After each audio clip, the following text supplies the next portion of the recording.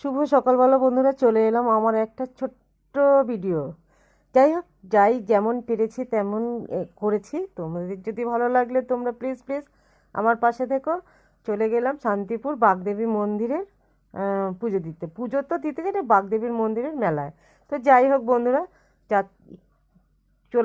দেখো আমরা টোটোতে উঠে গেছি। এইবার টোটোতে করে চলে যাচ্ছি সেই শান্তিপুর বাগদেবী মন্দিরে।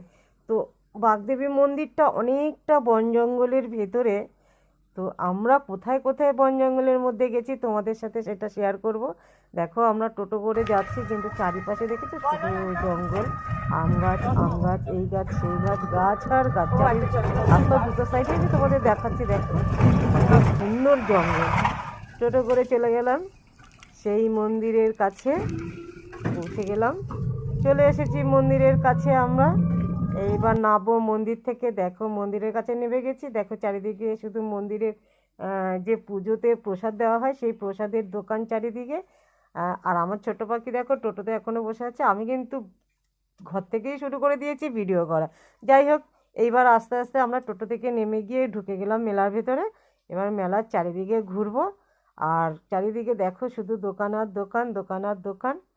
আর আমার আমার এত ভালো লেগেছে, অসাধারণ একটা মানে পুরোটা জঙ্গল, চারিদিকে শুধু জঙ্গল আর জঙ্গল।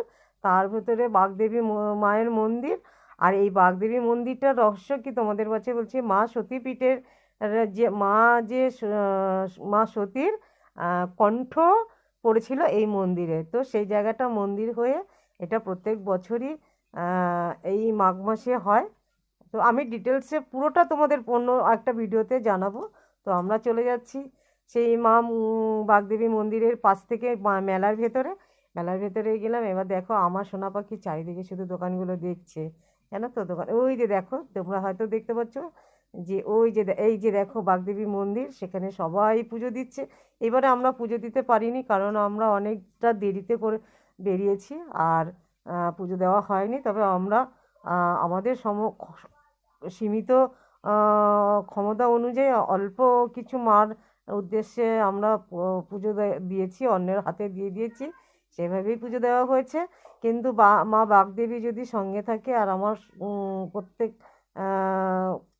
বছর তো যেতে পারবো না, তবে এক বছর আমি খুব ভালো করে পুজো দিয়ে দেবো, মানে মন্দিরে উপোস করে গিয়ে পুজো দেবো। আর জানো তো এই মন্দিরের একটা রহস্য আছে, আর সেটা হলো মা বাগদেবীর মন্দিরে কিন্তু খুব বলি হয়।